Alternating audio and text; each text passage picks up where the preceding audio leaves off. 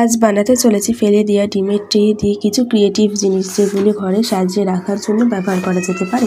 প্রথমে আমি বানাবো একটি ফুল, কাঠগোলাপ ফুল, যেটি কাঠগোলাপ টাইপেরই হবে, কিন্তু পুরোপুরি কাঠগোলাপের মতন শেপ হয়তো আসবে না। তার জন্য আমি ডিমের ট্রেকে গোল করে কেটে নিয়েছি, সেটি ফুলের পাপড়ির মতন করে কেটে নিলাম। এরকম করে বেশ অনেকগুলোই বানিয়ে নিলাম। তারপর তাকে সাদা অ্যাক্রিলিক কালার দিয়ে নিলাম সবকটাকে। তারপর মাঝখানটায় হলুদ রং করে দিলাম। তারপরে তার সাথে পেপার রোল করে নিয়েছি, যে পেপারগুলি তোমরা কাগজ হিসাবেও ব্যবহার করতে পারো। সেইগুলি ফুলের সাথে আটকে স্টান্ডগুলোকে সবুজ রং করে দিলেই তৈরি হয়ে যাবে আমাদের এই সুন্দর ক্রিয়েটিভিটি, এই ফেলে দেওয়া জিনিস দিয়ে একটা ফুলদানি। তোমরা এটা ঘরে সাজিয়ে রাখতে পারো।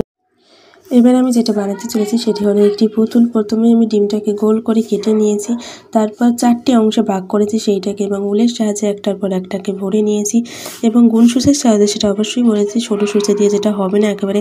তারপর আমি সেটিকে পুতুলটার যে স্কার্টটা করেছি, স্কার্টটার নিচের অংশে রং করে নিয়েছি, এবং মুখের জায়গাটায় ফেসে রং করে নিয়েছি, এবং হলুদ কালার দিয়েছি টুপির জায়গাটা, আর নীল কালার এবং লাল কালার অ্যাড করেছি স্কার্টের জায়গাটায়। এবং পুতুলটির চোখ এঁকে নিলেই তৈরি হয়ে যাবে আমাদের এই সুন্দর পুতুলটা। আর অবশ্যই ওপরের দিকটায় উলটা একটু বেশি করে রেখো, যাতে তোমরা সেটা কোনো জায়গায় ঝুলিয়ে রাখতে পারো। এবং ক্লের সাহায্যে আমি পুতুলটা দুটো চুল বানিয়ে নিয়েছিলাম, তো অবশ্যই কেমন হয়েছে জানিও ভিডিওটা। তারপর লাস্ট আমি যেটা বানিয়েছিলাম সেটা হচ্ছে ভাইরাল ট্রেন্ডিং ব্যাঙের ছাতা। প্রথমেই ডিমের ট্রেটাকে গোল করে কেটে নিয়েছিলাম এবং লাল রং করে নিয়েছিলাম।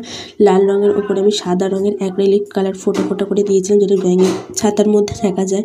এবং তারপর ক্লের সাহায্যে একটি কার্ডবোর্ডকে আমি ক্লে দিয়ে বিছিয়ে নিয়েছিলাম, যাতে ঘাস ঘাস।